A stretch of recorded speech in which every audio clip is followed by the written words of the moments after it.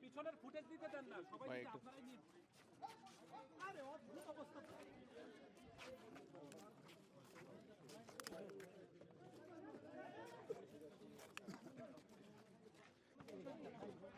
Mobile down.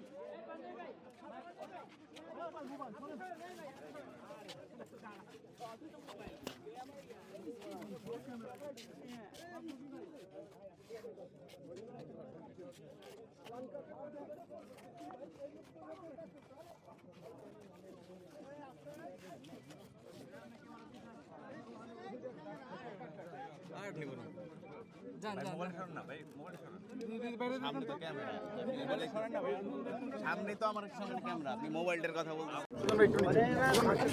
2009 সালে আজকের এই দিনে বাংলাদেশের জন্য, বাংলাদেশের সেনাবাহিনীর জন্য একটি কালো দিন।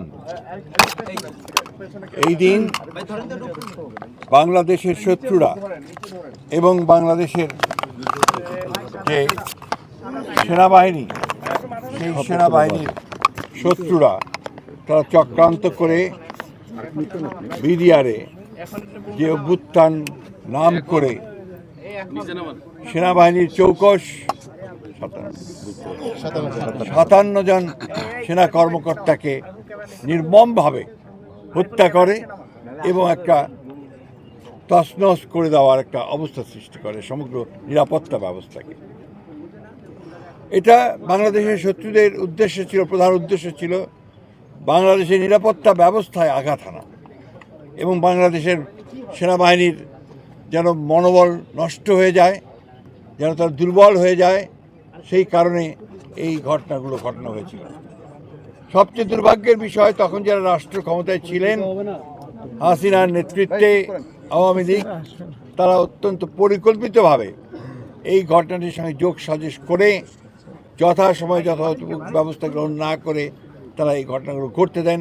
2 দিন ধরে বিডিআর পিলখানাতেই হত্যাযজ্ঞ চলে এবং আজ পর্যন্ত, এখন পর্যন্ত এটার যে পূর্ণাঙ্গ সঠিক নিরপেক্ষ তদন্ত, সেই তদন্ত হয়নি।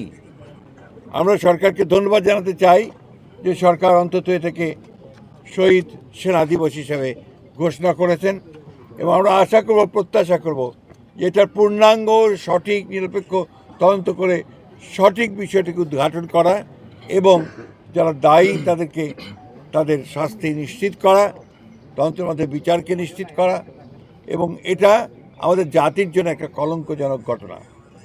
আজকে এই দীর্ঘ বছর পরে, আজকে প্রায় 16 বছর পরে আমরা আজকে সবাই ঐক্যবদ্ধ হয়েছি।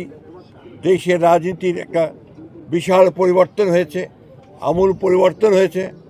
বাংলাদেশের ছাত্র জনতা সেই ফ্যাসিস্ট শক্তিকে উৎখাত করে আমাদেরকে সুযোগ সৃষ্টি করে দিয়েছে আজকে একটা নতুন বাংলাদেশ নির্মাণ করবার। আজকের এই দিনে শহীদদের প্রতি আমরা গভীর শ্রদ্ধা নিবেদন করছি।